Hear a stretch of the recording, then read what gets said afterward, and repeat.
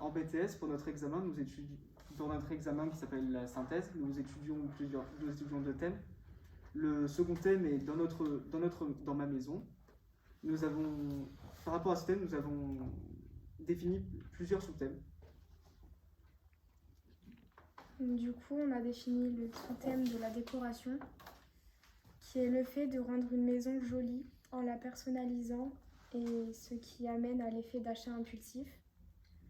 Et la décoration est en lien avec le sous-thème de la psychologie, car la décoration, ça a créé une sensation de bien-être chez les personnes. Et les œuvres auxquelles on pourrait avoir recours pour avoir des idées de décoration, ça pourrait être les magazines ou les sites internet. Et surtout pour réfléchir aussi. Pour faire réfléchir aussi. Oui. À quoi vous... Qu'est-ce qui parle de décoration? Quels sont les éléments qui vont... Alors des articles en général de magazines de décoration. Ou les sites de vente. Des articles sociologiques aussi sur l'achat. Oui. Ou des articles psychologiques. Je pense que celui qui va faire la psychologie va sans doute trouver des points communs avec vous. Ça vous convient? Oui. La chef? Alors, suite. Donc ensuite, on a eu le sous-thème les racines. Donc, comme l'a dit ma collègue, à la maison, on se sent bien en général. Alors, expliquez d'abord ce que c'est que les racines. Qu'est-ce qu'on entend très bêtement ici par le mot racine? Est-ce que c'est les racines d'un arbre ou est-ce que... Non, c'est l'ancrage à un lieu. Ouais. Et donc, on se sent bien en général dans une maison, on se sent en sécurité. Et quand on rentre, par exemple, d'une journée de travail, on est un peu fatigué et de rentrer à la maison, ça permet de se ressourcer, comme font les racines d'un arbre. D'accord. Et du point de vue plus collectif, la notion de racine, ça renvoie à quoi? Quand je dis cette maison, ce sont mes racines. C'est les origines. Oui. Et donc forcément, le thème de votre voisin qui est en face là. Psychologie. Attendez, j'étais pas avec vous et je sais mieux que vous ce qu'est le thème de Damien. Il est en face de vous, l'autre n'est pas en face de vous. Hein. Alors, quel est le rapport avec la notion de famille? C'est que les racines viennent de la famille. Ben oui. Comme un arbre. C'est tout. Comme l'arbre généalogique. Oui, mais enfin bon, c'est bon, on est d'accord, comme l'arbre généalogique. Mais et du coup, pourquoi la maison est-elle apparemment l'élément le plus évident du point de vue des racines? Vous avez parlé d'ancrage. Pourquoi la maison particulièrement Parce que c'est là où on grandit, où on évolue. Même si on part de la maison, on reviendra toujours à la maison forcément. C'est notre point de repère. C'est parce qu'on n'est pas des nomades aussi. Oui, aussi. Donc, la maison, ça rend sédentaire, forcément. C'est pas comme si vous aviez un sac à dos sur le dos, je veux dire. Ou si vous aviez votre maison sur un chameau, comme en Oussara. Moi, je suis thème suivant. Donc le lien de notre troisième thème ici, ce sera la psychologie. Donc dans la psychologie, il y a beaucoup de sous-thèmes. Comment est-ce que vous définiriez très rapidement, très simplement la psychologie? La psychologie, c'est un état mental d'une personne. Ouais. L'étude donc de la psyché ou du mental des gens, on va dire ça comme ça. Il y a plusieurs facettes de cette psychologie. Il y a aussi, donc dans le cadre dans ma maison, il y a la sécurité, parce que quand on rentre chez nous, forcément, on se sent bien, on se sent à l'aise, on se sent en sécurité chez nous. On se dit que personne ne peut rentrer dans notre intimité et que c'est quelque chose de super sécurisé, alors donc pas là, forcément. Ce qui correspond à la version individuelle de ce que disait William juste avant. Oui. Et il y a aussi, il n'y a pas très longtemps, à cause du Covid-19 qui est apparu, on a fait ce qu'on appelle le confinement. Ce confinement nous a enfermés tous chez nous, donc ça a créé des choses comme le télétravail, mais aussi des problèmes psychologiques comme la solitude, puisqu'on n'a pas pu avoir de relations sociales directes, sauf par la famille, bien évidemment. Donc ça a été aussi un point très important qui a été beaucoup étudié ces 2 dernières années.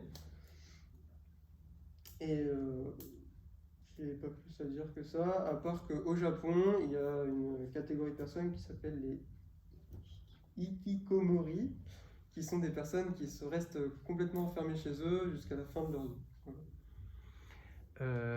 Il y aura d'autres éléments, hein, mais il y a sans doute un croisement évident et même manifeste à faire entre psychologie et famille. Oui, je l'avais noté, mais... Il faudra le développer, mais la question, par exemple, du couple, selon les cultures, passe aussi par l'environnement de la femme, hein, très fréquemment. Et là, pour le coup, la maison est l'espace dans lequel un certain nombre de choses sont circonscrites. Donc, mais ce qui finalement est assez proche de ce qu'on est amené à penser autour du confinement par la même occasion. L'idée d'enfermement. Confiner, c'est mettre dans des confins, c'est-à-dire dans des limites très précises. Hein. Exactement, voilà ce que ça signifie. Reste aussi la question de la dépression, qui est en lien avec cet enfermement dans un espace personnel. Et l'espace personnel qui est ambigu, mais déjà lorsque Manon évoque la décoration et qu'elle dit c'est aussi lié à l'achat impulsif, c'est aussi un lien avec la psychologie pour le coup, puisqu'on voit bien que l'achat impulsif devient une espèce de réponse fausse, illusoire, à l'insécurité qu'on éprouve à l'extérieur. Et du reste, c'est aussi la notion de décoration, le fait que les achats qu'on fait pour l'intérieur nous protègent du monde extérieur, d'une certaine manière, un petit peu ce que vous disiez tout à l'heure. On continue. Comme quatrième sous-thème, du coup, que nous allons aborder, ce sera la culture. La culture, ce sont les coutumes qui définissent un groupe. Du coup, déjà, pour une maison, ce qui va définir sa création, déjà, ça va déjà être l'habitat, suivant les lieux d'habitation, les matières premières et les méthodes de construction vont changer. Dans nos pays, sur le continent européen, on aura des constructions qui seront beaucoup en brut, qui ne vont pas beaucoup bouger, avec des matériaux trouvables assez facilement. Alors que dans les pays, des pays arctiques plus froids, ce seront des maisons qui seront beaucoup plus petites, qui seront faites avec des matières premières telles de la glace, qui sont des matières premières qu'on trouve à même le sol, qui sont les plus faciles à récupérer. Aussi, par rapport à la disposition des pièces, contrairement aux maisons européennes, les maisons japonaises ont une salle qui est dédiée une salle des ancêtres qui est dédiée au culte de la mémoire des ancêtres. Ça va aussi influencer sur la manière de vivre. Chez nous, pour le repas, on va avoir des horaires très précises, alors que sur le continent, aux États-Unis, par contre, le repas ne se fera pas en famille. Les parents mangeront souvent ensemble, mais les adolescents mangeront à des heures décalées ou même mangeront juste sur le pouce, rapidement. Donc l'utilisation de l'espace de la maison est différente selon les cultures. Exactement. Concernant les cultures, il y a aussi la visibilité de la culture à travers la façon dont la maison est, puisque vous avez commencé à en parler, mais effectivement, y compris d'une région à une autre, enfin, de certaines régions à certaines autres, on voit bien les différences entre l'Alsace et le Pays Basque, par exemple. C'est particulièrement évident. Vous avez fait le tour? Non. Oui, je pense que oui. Mais du coup, comme dernier thème, comment ne pas parler de la famille quand on parle dans ma maison. Donc c'est tous les liens qui sont créés dans un cercle social fermé, on va grandir avec notre famille, on va passer des bons moments ou des mauvais. C'est quelque chose que tout le monde est obligé de passer par là. Et que on va évoluer dans cette maison, il va se passer des moments, que ça soit juste avec la famille ou la famille qu'on va créer nous-mêmes. Donc par exemple quand on grandit avec les relations amoureuses ou voilà.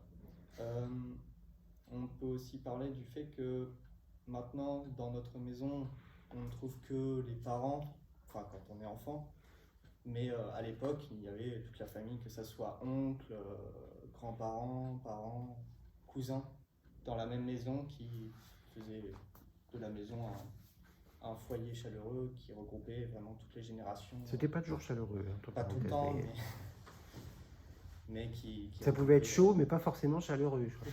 qui regroupait, oui, toute la famille entière. Mhm, d'accord. Est-ce que vous voyez des choses qui vous rassemblent et des points communs là, dans ce que vous venez de dire tous? Par rapport à tous nos thèmes, Oui. bah, ils sont un peu tous reliés à la famille, parce que la psychologie est forcément... C'est-à-dire que nous avons tendance, nous, à voir la maison à travers la famille. Mais il y a une chose dont vous n'avez pas, je pense, assez parlé, c'est la dimension économique. Et la dimension, vous n'avez pas parlé d'héritage, par exemple. Ouais, La dimension économique et la dimension sociale, la maison est aussi le reflet d'une appartenance à une classe sociale, particulièrement dans nos contrées, mais du reste aussi dans toutes les civilisations. La maison du chef est toujours plus belle normalement que celle des autres. La notion de palais dans les nôtres ou de châteaux sont particulièrement représentatifs. On sait que la France est un des pays du monde où il y a plus de châteaux, ou de demeures bourgeoises aussi. On connaît la notion de demeure bourgeoise, c'est-à-dire une espèce de château en réduction. Donc ça, c'est un élément dont il faut le tenir compte. Sur la répartition de l'espace, vous en avez bien parlé, sur l'espace qui devient quelque chose de symbolique. Ça n'est pas quelque chose de seulement fonctionnel. L'espace qui sépare les individus, mais qui les rassemble aussi. Et l'espace qui permet d'avoir son isolement par rapport aux autres, son intimité. Là. Autrement dit, la notion d'intimité se construit à partir de l'espace de la maison. Et enfin, il y a un point qui est important, qui traverse beaucoup vos éléments, c'est l'opposition entre l'ouvert et le fermé. La maison étant à la fois ce qui prépare à la société, c'est une espèce de monde en réduction d'une certaine manière, et ce qui nous sécurise par rapport à l'extérieur. À la fois une préparation et un isolement par rapport à ce monde extérieur. Et on voit régulièrement une alternance entre la sécurité ou l'insécurité dans la maison. On pense particulièrement, puisque la notion d'enfermement et d'intimité sont liées par rapport à la psychologie, à la notion de mauvais traitement, parce que les mauvais traitements sont possibles, ou plutôt apparaissent s'il y a vraiment des effets de mauvais traitement en famille par exemple, c'est parce que la maison cache au regard la vie de la famille. La maison n'est pas une maison de verre, je veux dire. Bon, quoi qu'il en soit, évidemment, la question d'Internet, là aussi, des réseaux sociaux et des caméras dans les maisons est de plus en plus importante. On sait qu'un certain nombre de sites donnent accès aux caméras privées, qui sont d'ailleurs interdits pour la plupart, aux caméras privées des maisons. Hein. On sait qu'aussi que de plus en plus... EDF, par exemple, propose un service de sécurité avec des caméras à l'intérieur de la maison, gérées par le téléphone portable, ce qui pose aussi un certain nombre de problèmes liés à la défense de l'intimité. Évidemment, l'actualité a relancé considérablement cette question de la maison comme sécuritaire ou pas, avec la question du confinement lié au Covid-19, ça vous l'avez vu. Et donc moi j'avais insisté au début parce que ça m'avait marqué par rapport à ce thème sur la question des films de thriller et d'horreur qui très très fréquemment utilisent la maison comme un espace contradictoire, c'est-à-dire un espace dans lequel on est censé trouver de l'intimité et dans lequel au contraire on trouve de l'horreur, de l'effrayant et ainsi de suite. C'est très fréquemment la maison qui est l'origine de ces films d'horreur, en tout cas de plus en plus ces temps-ci. Je pense qu'on a fait le tour, chef. Oui. Ça vous plaît? C'est bon? Oui. On est bon.